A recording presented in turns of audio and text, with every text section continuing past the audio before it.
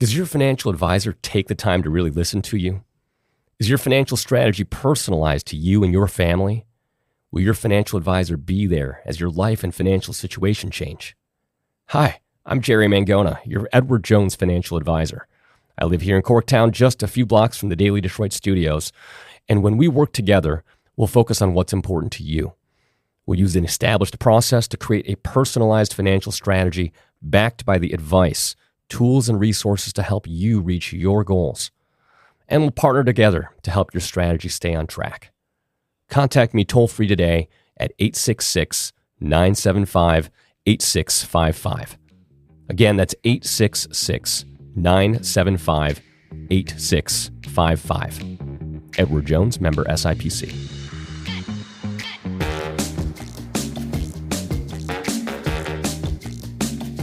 Hello, friends, and welcome to your Daily Detroit. It is Monday, November 24th, 2025. Thanksgiving is almost upon us. I am Jared Stays, coming to you from our studio at Techtown. And joining me, as he does on Mondays, to talk about all things sports, Fletcher Sharp, how are you? In shorts. You're still in shorts. Still in shorts. I would like the record to know that I'm looking at my phone right now, and it reads 44 degrees as we're recording this. Yeah, until it's a high of 30-something, I'm probably still going to be in shorts. Longer shorts, but shorts. So. Do you get cold? Like, how does this work? Is it regulation? Playing youth football in like 10-degree weather just kind of gets you used to just being cold. So I'm just... Do you like stick your foot out underneath from like out under the covers? Like, is there consistency here in that your legs and feet need to be bare for the world? No, I mean, like, I'll go take out the garbage Monday morning because Grosse Pointe garbage, at least where I live, is Monday morning. And if I step outside to take out the garbage and it's like, that's all right, then I'm probably wearing shorts. If I step out and I'm like, should probably throw on some pants, then it's a pants day. So it's really kind of like Groundhog Day, except for me, it's every week. What is your shorts temperature level? Let us know. dailydetroit@gmail.com.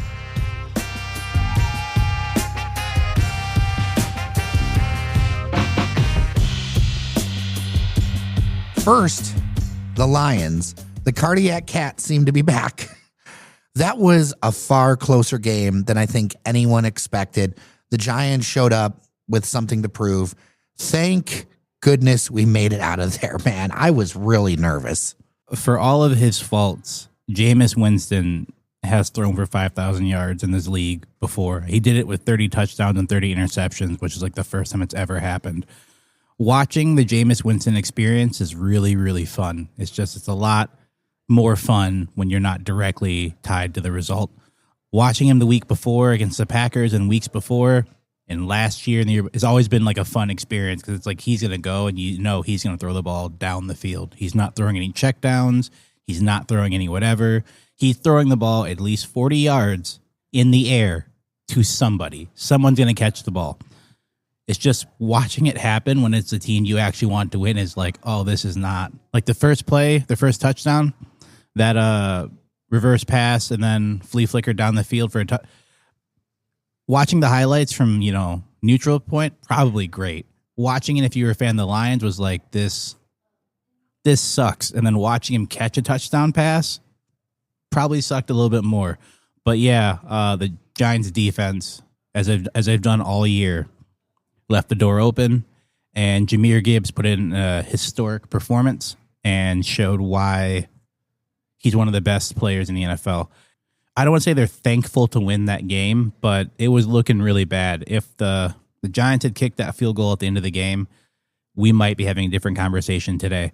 But they didn't, and as a result, the Lions now are sit at 7-4. Although we didn't lose, are there alarm bells we need to take a look at as we go into, we've got a short week coming up. Thanksgiving's on Thursday. There's a lot of national attention that's going to be on us with the Packers. What are you most worried about? The offense. It's becoming increasingly apparent, at least to me. I know people love him. I know people love to chant his name places that they go. But the offense partially falls on the coordinator, partially kind of falls on Jared Goff, because there have been many times where They showed clips from the Eagles game during the game with the Giants, where someone was open and he'd locked in on his number one receiver and just was not looking to anyone else.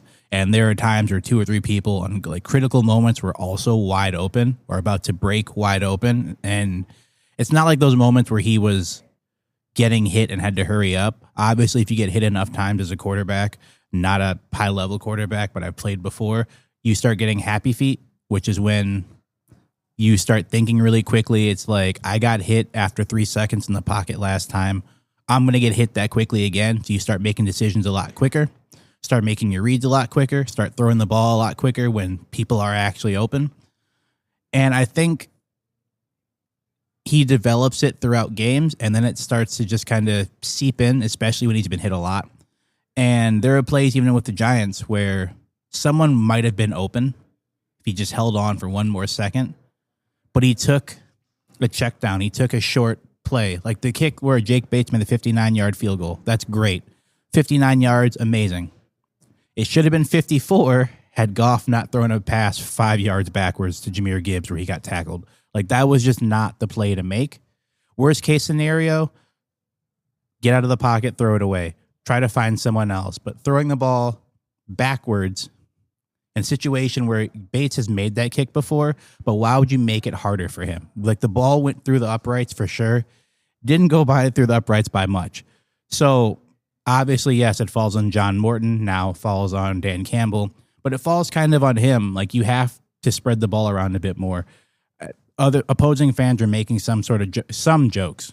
Some of it's a little bit truth, where it's like their offense is literally give it to Gibbs, throw to St. Brown, give it to Gibbs, throw to St. Brown, maybe throw to Jameson, give it to Gibbs, throw to, and like you have to, the ball has to go to somebody else. And I know not having Sam Laporta, who's going to be out for a while with essentially a broken back, it's going to when I got that, when we saw that news, I was just devastated. It's going to affect your offense, but like Brock Wright is not Sam Laporta, but Brock Wright will be open because no one expects you to throw the ball to Brock Wright. So you should probably try to throw the ball to Brock Wright. He doesn't need to have 9 receptions a game. He can live on 2 or 3, but like you should be looking at him to get the ball to open it up for other people. And just, I don't know. Watching the team that beat the Giants does not make me think this team is going to have a very good day on Thanksgiving against the Packers, which would stink because the Lions actually are a solid team. It would also stink because it's the Packers, and I just do not like that color scheme. I do not like that franchise. I do not like that fan base.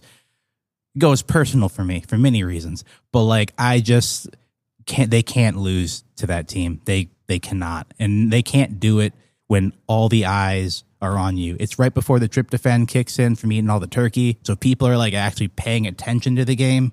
Like they can't lose that game. I would actually argue it's crucial for their season too, not just for the vibes, but you've got the resurgent Bears at the top of the NFC North. Then you got the Packers. You can't lose head to head against the Packers and think that you're going to have a chance at getting into the playoffs. Like we're getting to that stage now, Fletcher Sharp, where it's a real question if we're even going to get a wild card spot. Yeah, if they lose to the Packers, they have to win every single game out for the rest of the season anyways. Like that's not even like a question. So in order to get to the playoffs, you think they got to win out? I think that's the best chance for them. I think they have a better chance of winning the NFC North than they do of getting a wild card spot.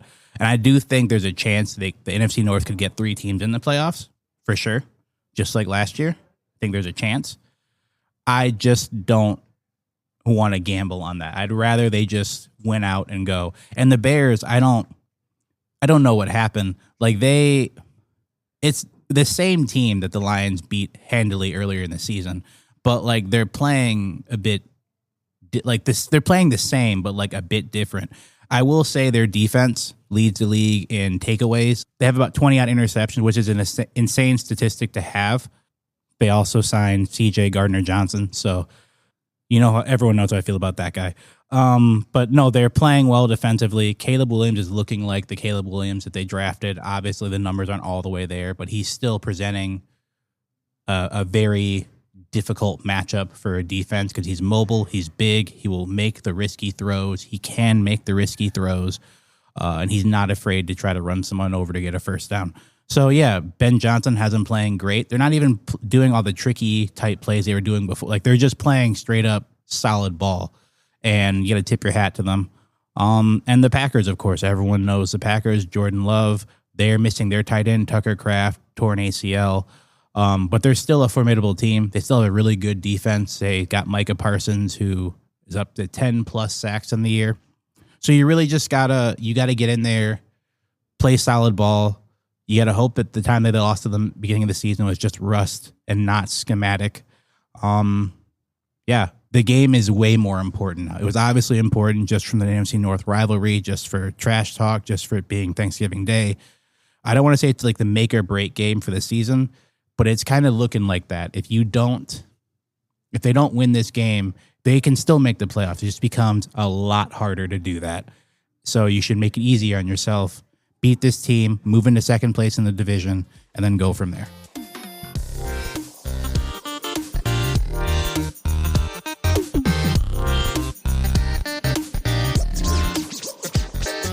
All right, Fletcher, let's talk about the Pistons. 14-2. They're on a 12-game win streak. It's wild. They just beat Milwaukee on the road, and Cade is just still on fire. This is a completely different team from where we were. So I just generally, right? Because people listen to these episodes not always the day of, maybe a couple days into the future. I want to ask you, like, is this team for real? Do we have enough data to know? Like, is this for? I'm almost to the point of that. This is unbelievable. I mean, to a degree, it kind of is. They did beat Milwaukee on the road. Pretty great win. Milwaukee was missing Giannis, which obviously alters their team a little bit. He leads them in points, rebounds, assists, blocks, all of the stats. Interesting enough, the Bucks were led by Ryan Rollins, who is from Detroit, went to Macomb, Dakota. I remember watching him in high school in the playoffs and being like, he's going to make a good college player. And now he's leading an NBA team, which good for him. I always want to see people from the state do well.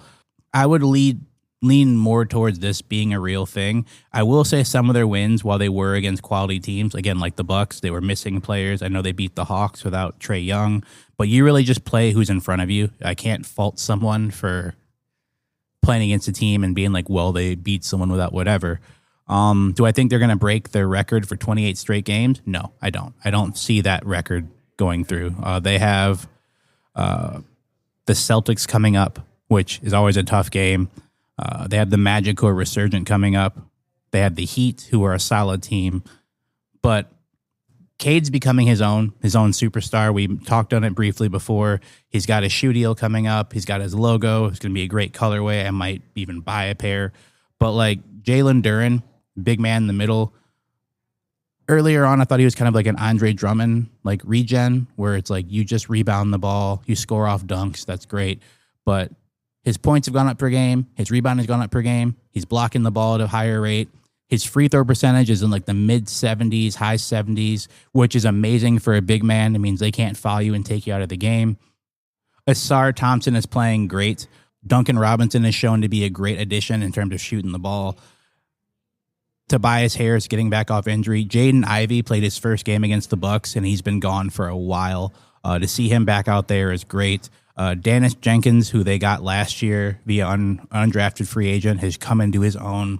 The team is like fully forming. And again, it leads right back to Cade because you need to have a superstar, and they have a superstar. And not just a superstar in name, but he's going out there and what does he put? 25, 10 assists, and 8 rebounds. He's done that 5 games in a row now, which is the 5th time in NBA history someone's done something like that. And the names on that list, Oscar Robinson, LeBron James, Luka Doncic, all potential future NBA Hall of Famers. So to be on a list with people like that, insane. I think the Pistons, I don't know if they're going to, again, reach the record for the streak, but I do think that we're looking at a top 3 team in the NBA, potentially top 1 in the East at the end of the year. I'm not really sure. That's kind of a long season. But so far, they've been playing amazing, and I'm glad people are starting to take notice now. Yeah, speaking of that top 3, I noticed something interesting. You've got the Pistons at the top. You've got the Toronto Raptors in number 2, and the Cleveland Cavaliers Number 3, it's all Great Lakes at the top of the East. It's great to see. Yeah, for sure. Chicago's just got to get themselves together. And then we can have all 4. I mean, Chicago started off great. They were doing all right, and then they don't really have many vets to count on. The Raptors are doing great. The funny thing about it is when they drafted Cade Cunningham, the Raptors had the 2nd pick. They drafted Scotty Barnes. The Cavs had the 3rd pick. They drafted Evan Mobley. And finally, as they've all reached their peak as players, you see the conference kind of break out like that. So kind of nice, kind of make sure everyone took the right player they needed to take at that time. Basketball's fun to watch again. Like, it was never really that fun before. It never really wasn't fun before. But it was frustrating because every time we talk about the Pistons on here, you'd be like, what do you expect for the season? And it's like, they're going to lose. But if they play hard, it doesn't matter. And now, kind of like the Lions, it's like, oh, well, kind of expect them to win. Of course, they won't win every single game. That'd be a record if they did. But seeing them play hard and actually win, and seeing not just people in like Detroit or Michigan being like the Pistons, but seeing people in other countries. I know the Philippines is like very big in basketball culture. Seeing people there be like, the Pistons are my team. Seeing famous people, Kevin Durant doing interviews with Cade Cunningham about stuff and Detroit culture, and seeing them out in the world outside of just Detroit and Michigan media, like, lets me know that like people are actually taking them really seriously. And for Detroit sports, that's all I've ever wanted. Like, of course I want them to win every game, but like, I want them to be taken seriously in like the realm of whatever. If it means people are making jokes about them, fine. Like, I know when the Lions are struggling a little bit, losing a few games, people are making jokes about Goff nationally. That means people are taking your team seriously enough to like even find the time to say those things about you. So the fact that they are at the level now where people are saying Cade's not even that good, he's shooting whatever percentage, fine. It means you're paying attention. And like, from LCA, that's all I've ever wanted. So to see them be on the radar like that, I'm pleased. They can only go up from here. And honestly, they are. I mean, obviously they are at this point. So, you know, we need some vintage Pistons gear or a photo or something in this studio. We are lacking it. It needs to happen. So that's a call out to the listeners, dailydetroit@gmail.com. It'd be very good. Yeah, don't make me walk to their facility from here and beg, because I like going in there. I don't want to get thrown out. I mean, you know, do you think we could like take away one of their reproduction NBA trophies? I think we'd get in trouble for that. They would clothesline you so fast. It would not. Just borrow it for a day and put in the center of the table? Might just be like, we're just joking. And then the next thing you know, you wake up in the hospital like a video game. Like, what happened? And it's like, they jumped you. So I wouldn't risk it, but I would never turn down anything vintage Piston-y at all, ever. Yeah, it would be great. It'd be great.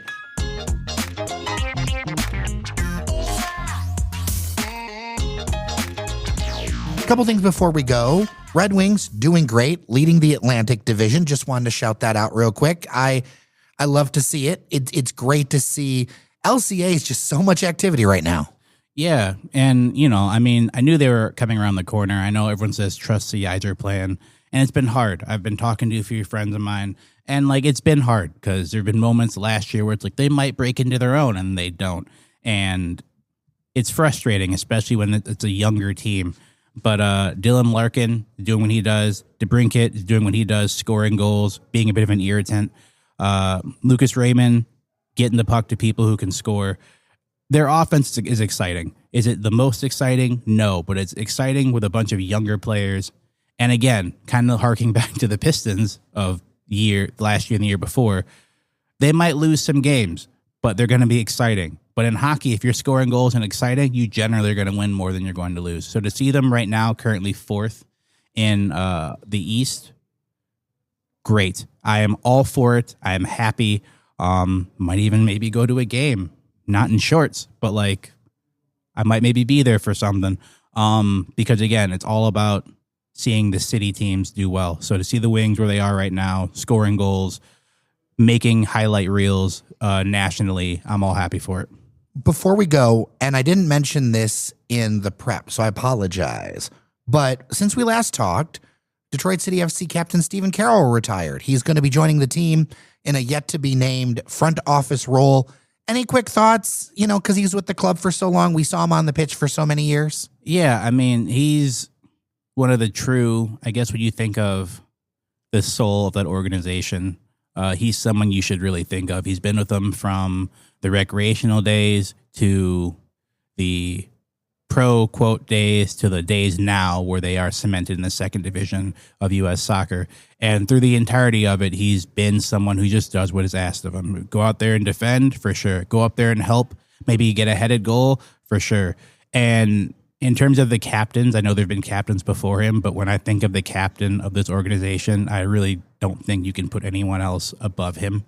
Even if there have been people who've been there first, people who maybe might have achieved a bit more, I think he's like any team would be happy to have a player like Stephen Carroll in the back line. And you kind of started to realize during this year when he started games a bit less, especially last year, was healthy. Maybe he'd come off the bench. A few games where he just didn't play at all. Kind of seemed like it might have been the beginning of the end. And for him to not leave the organization but help, I'm sure he has some very helpful things to add to the organization. And I'm glad they said yes, because it'd be really silly to turn down help from one of your icons. So sad to see him go, but illustrious career, nothing to be ashamed of. The Cork Island native really came here and left a mark for sure. 100%. And thank you so much for so many years of good memories. Fletcher Sharp, so good to check in with you. It's going to be a very exciting week in Detroit sports. It's so much pride in the city right now. Hopefully, it's an even better end of the week because the Lions will have three of their players holding the turducken as they beat the Packers. But nonetheless, it'll be a very exciting week, and I am all for sitting in my house and watching it on bated breath. For sure. And of course, you can always join our member-only Discord by becoming a member on Patreon, patreon.com/dailydetroit. Get a sticker pack or get a rocks glass and join the conversation. We will pop in there as well. Fletcher Sharp, have a wonderful Thanksgiving. So good to see you. Likewise. And likewise again. And hopefully everyone listening, same feelings as well.